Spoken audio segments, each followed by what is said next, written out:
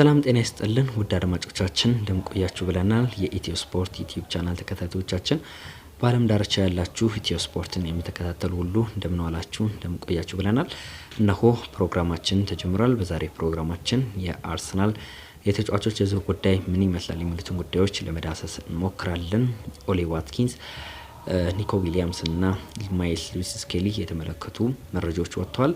እንግዲህ እንደሚመለከተው እናቀርባለን። ውድ አድማጮቻችን ቻናላችንን ሰብስክራይብ፣ ቪዲዮአችንን ላይክ እንዲሁም ሼር እያደረጋችሁ ተደራሽነታችንን እንድታሰፉልን በአክብሮት እንጠይቃለን። እስከ ፕሮግራሙ ፍጻሜ የአብሮነት ቆይታችሁን ከኛ ጋር እንድታደርጉ የተለመደው የአክብሮት ግብዣችን ነው። እንግዲህ በቀጥታ ነው ወደ መረጃዎቻችን የምናቀነው። ማይልስ ሉዊስ ስኬሊ የመድፈኞቹ የተከላካይ ስፍራ ታዳጊ ተጫዋች በትልልቅ ክለቦች በጥብቅ እየተፈለገ ይገኛል። ስኬሊ በአርሰናል ደጋፊዎች ዘንድ የሚወደስ ቁልፍ ተጫዋች ነው። እንደሚታወቀው በተጠናቀቀው የውድድር ዘመን ሉዊስ ስኬሊ በአርሰናል ቤት ባሳየው ፐርፎርማንስ እጅግ እንደሚወደድ በብዙ ክለቦች እንደሚፈለግ አድርጎታል። ይህ የ18 ዓመቱ ወጣት የመስመር ተመላላሽ ተጫዋች እንደና ሪያል ማድሪድ ባሉ ትልልቅ ክለቦች አይን ውስጥ የገባ ተጫዋች ቢሆንም አርሰናል ግን ለቀጣይ የውድድር ዘመን የሚኬል አርቴታ ፕሮጀክት ዋነኛ አካል ተደርጎ የሚወሰድ ተጫዋች ነው። ታዲያ በሚቀጥለው ዓመት የዚህ ተጫዋች ኮንትራት በአርሰናል ቤት ይጠናቀቃል። ይህንን ተከትሎ ተጫዋቹ ኮንትራታቸው ሲጠናቀቅ በመጥለፍና በመውሰድ የሚታወቀው ሪያል ማድሪድ ደግሞ አይኑን አሁን በማይልስ ሉዊስ ስኬሊ ላይ አዙሯል ማለት ነው። በተለይም በአውሮፓ ቻምፒየንስ ሊግ አርሰናል ከሪያል ማድሪድ ጋር በነበረው ጨዋታ ሉዊስ ስኬሊ ባሳየው ብቃት ሪያል ማድሪዶች እንደዚሁ የሪያል ማድሪድ ፕሬዚዳንት ፍሎሬንቲኖ ፔሬስ ጨምሮ ቀለባቸውን የሳበ እንደዚሁ የተደነቁበት እንደነበር የተሰማ ሲሆን ልክ ተጫዋቹ ኮንትራት ሲጠናቀቅ በነጻ የዝውውር መስኮት ወደ ሎስ ብላንኮቹ ወደ ቤርናቢዮ እንዲያቀና እንደሚፈልጉ የተለያዩ የመረጃ ምንጮች ከወደ ስፔን ማርካንን ጨምሮ በርካታ የመረጃ ምንጮች እየዘገቡ ይገኛሉ። እንግዲህ ተጫዋቹ ለማሳመን የተቻላቸውን እያደረጉ እንደሆነ ተገልጿል። ቀጣይ ዓመት ውልህን ካላራዘምክ እንወስዳለን የሚል ማባበያ ለሉዊስ ስኬሊ እያነጋገሩት ይገኛሉ። ተጫዋቹ እንደሚታወቀው ከአርሰናል ጋር መቆየት ይፈልጋል የሚሉ የአርሰናል የውስጥ መረጃዎች አሉ። ስኬሊ በአርሰናል ቤት ደስተኛ እንደሆነና ኮንትራቱን ለማራዘም እንደሚፈልግ የተሰማ ሲሆን እንግዲህ አዲሱ የአርሰናል ስፖርቲንግ ዳይሬክተር አንድሪያ ቤርታ በጣም በርካታ ስራ እንደሚጠበቅባቸው የሚያሳይ ነገር ነው። ይሄ በተለይም የጋብሪኤል ማጋሌሽን ውል ካራዘሙ በኋላ እኚህ ሰው በአርሰናል ቤት ቁልፍ ሰው ሆነው እንደሚታዩ ለአርሰናል የጀርባ አጥንት የአርሰናል የመቆም ምክንያት የሆኑ ተጫዋቾችን ውላቸውን ማራዘም ይጠበቅባቸዋል። በተለይም እነዚህ ሶስት ተጫዋቾች ዊሊያም ሳሊባ፣ ቡካዮ ሳካ እና ማይልስ ሉዊስ ስኬሊ በአርሰናል ቤት ውላቸው ለረጅም ጊዜ እንዲያራዝሙ አንድሪያ ቤርታ ዋነኛ የቤት ስራ ነው የተሰጣቸው። ስለዚህ በአሁኑ ሰዓት ይህ የክረምት የዝውውር መስኮት ለኚህ የስፖርቲንግ ዳይሬክተር እጅግ የስራ ሰዓት ነው የሚሆነው። ሉዊስ ስኬሊን እያነጋገሩት እንደሆነ ነው እየተሰማን የምንገኘው። የታዳጊ በአርሰናል ቤት ለቀጣዮች 5 ዓመታት የሚያቆየው ውል ለማስፈረም ከፍተኛ ንግግሮችን እያደረጉ እንደሆነ ቢሰማም ነገር ግን እስካሁን ድረስ ስለ ዝውውሩ የተባለ ነገር የለም። ግን ሉዊስ ስኬሊ በመድፈኞቹ ቤት ደስተኛ እንደሆነና ቋሚ ተሰላፊነቱን እስካረጋገጠ ድረስ በአርሰናል ቤት መቆየት እንደሚፈልግ ነው እየተሰማ ነው። ጁን 16 የዝውውር መስኮት እስከ ሴፕቴምበር 1 ድረስ ለቀጣይ 2 ወራት በይፋ ተከፍቷል። ስለዚህ መድፈኞቹ ከዝውውር መስኮት በተጨማሪ የዚህን ተጫዋች ውል ለማራዘም ከፍተኛ ስራ እንደሚሰሩና ሪያል ማድሪድ እንዳይጠልፍባቸው ሁነኛ ስራ መስራት እንዳለባቸው ነው እየተነገረ የሚገኘው።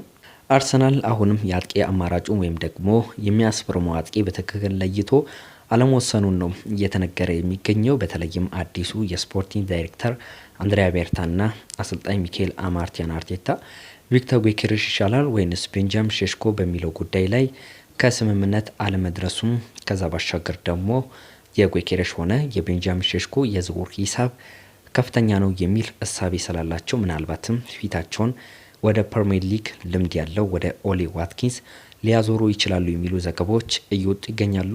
ግን ደግሞ ይሄ የአርሰናል ደጋፊዎች የሚያስደስት መረጃ አይደለም። ምክንያቱም የጥር የዝውውር መስኮት ላይ እስከ 60 ሚሊዮን ፓውንድ ድረስ አቅርበው ውድቅ ተደርጎባቸው ነበር በአስቶን ቪላ።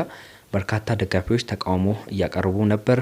ይህ ተጫዋች ለክለባችን ፕሮፋይል የሚመጥን አይደለም፣ በቀጣይ ደግሞ ይሄ ከእድሜው አንጻር ዋስትና የለውም እና ደግሞ ብዙ አመት ሊያገለግለን የሚችል አይነት ተጫዋች አይደለም የሚል ሀሳብ ያላቸው ነገር ግን አሁን ላይ እየወጡ የሚገኙት መረጃዎች የሚጠቁሙት መድፈኞቹ አርሰናሎች እንደ ሶስተኛ አማራጭ ይዘውታል የሚሉ ዘገባዎች ከትላንትና ጀምሮ እየወጡ ይገኛሉ።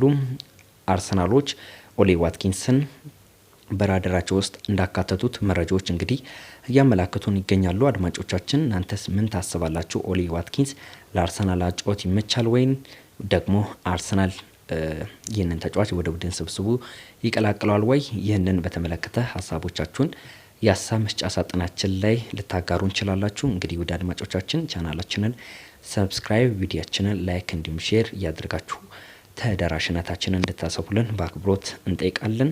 አድማጮቻችን ኢትዮ ስፖርትን ነው እያዳመጣችሁት የምትገኙት። እስኪ ጥቂት ስለ ኒኮ ዊሊያምስ ዝውውር ጉዳይ ልንገራችሁና ልሰነባበታችሁ። ሰሞኑን የዚህ ስፔናዊ ተጫዋች የዝውውር መዳረሻ ባርሴሎና ሊሆን ይችላል፣ አርሰናል ወይንስ ባየር ሙኒክ የሚሉ ጥያቄዎች ሲወጡ ቆይተዋል። በአንድ በኩል የባርሴሎና ክለብ የስፔናዊው ኢንተርናሽናል ኒኮ ዊሊያምስ በእጁ ለማስገባት የሚችልበት የበለጠ እድል እንዳለ ሲዘገብ፣ በሌላ በኩል ደግሞ አትሌቲኮ ቢልባኦ የውል ሰጪው የተጫዋቹ ባለቤት ከባየር ሙኒክ ጋር ወኪል እንዲደራደር ፍቃድ እንደሰጠው ሲዘገብ ቆይቷል። ሚኬላ ማርቲን አርቴታ ደግሞ በግራ ክንፍ በኩል ላለበት ድክመት ቡድኑን ለማጠናከር የሚችለው እንደነ ዊሊያምስ ያሉ ተጫዋቾችን ማስፈረም ከቻለ እንደሆነ ስለሚያውቅ ሁሉን የውል ማቋረጫ የውል ማፍረሻ ሂሳብ ከፍሎ ከአትሌቲኮ ቢልባኦ ወደ አርሰናል ይዘዋወር ዘንድ ለማስቻል ፍላጎት እንዳለው ተሰምቷል።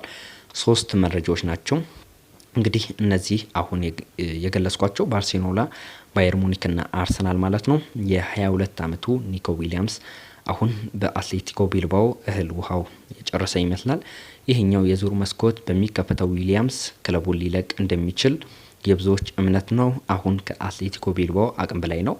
የልጁ ዝናና ብቃት ወይም የገበያ ተፈላጊነቱ ቢልባኦ ደግሞ ሻጭ ክለብ ነው። እንደዚሁ ያሉ ክለቦች በሩ ላይ ተኮልኩለው ተጫዋቹን ይዞ መቆየት አይችልም። ቢልባኦ ገንዘብ ማግኘት የሚችልበት እድል አሳልፎ መስጠት አይችልም። ስለዚህ የግድ በአሁኑ የዝውውር መስኮት 100% ኒኮ ዊሊያምስ ክለቡን ይለቃል። 53 ሚሊዮን ፓውንድ የተለጠፈበት ተጫዋች ይህንን የዝውውር ገንዘብ መክፈል የሚችል ክለብ ካለ ሊወስደው እንደሚችል ቢልባኦ ይጠብቃሉ። እናም አርሰናል ከተጫዋቹ ጋር በርካታ ንግግሮችን አድርጓል። ሚኬል ማርቲን አርቴታ ተጫዋቹን ሁሉ በግል ጉዳይ እንዳናገረው የሚጠቁሙ መረጃዎች አሉ። እስካሁን ድረስ የዚህ ተጫዋች የዝውውር ሁኔታ ሊዘገይ የቻለው በአንድ ምክንያት ነው። እንግዲህ መድፈኞቹ የተጫዋቹን የዝውውር ውል ማፍረሻ 53 ሚሊዮን ፓውንድ መክፈል ይችላሉ። ነገር ግን ያልተስማሙበት ምክንያት ተጫዋቹ የሚጠይቀው ሳምንታዊ ደሞዝ ክፍያ እጅግ ከፍተኛ ነው እና በዚህ ምክንያት ነው ዝውውሩ ሊዘገይ የቻለው። አሁን ደግሞ ባየር ሙኒክና ባርሴሎና ገብተውበታል። የአርሰናል የስፖርቲንግ ዳይሬክተር አንድሪያ ቤርታ ኒኮ ዊሊያምስን ለማሳመን በደሞዙ ጉዳይ ቅናሽ እንዲያደርግላቸው የተቻላቸውን እያደረጉ እንደሆነ በርካታ መረጃዎች ያመላክታሉ። እንግዲህ የዝውውር መስኮቱ በይፋ ተከፍቷል እና በሚቀጥሉት ቀናት አዳዲስ መረጃዎች ስለ ኒኮ ዊሊያምስ የሚወጡ ይሆናል። እየተከታተልን የምናጋራችሁ ይሆናል። ውድ አድማጮቻችን ስለነበረን የአብሮነት ቆይታ ከልብ አርክተን እናመሰግናለን። ሀሳብ አስተያየቶቻችሁን የሀሳብ መስጫ ሳጥናችን ላይ ሀሳቦቻችሁን አጋሩን። ስለነበረን የአብሮነት ቆይታ በድጋሚ ከልብ አርክቼ አመሰግናለሁ። ለቻናላችን አዲስ ከሆናችሁ ሰብስክራይብ፣ ላይክ እንዲሁም ሼር ያደርጋችሁ ተዳራሽነታችንን እንድትሰፉልን በአክብሮት እንጠይቃለን። መልካም ቀን ይሁንላችሁ እያልኩኝ እኔ እዚህ ጋር ተሰነባበትኩኝ።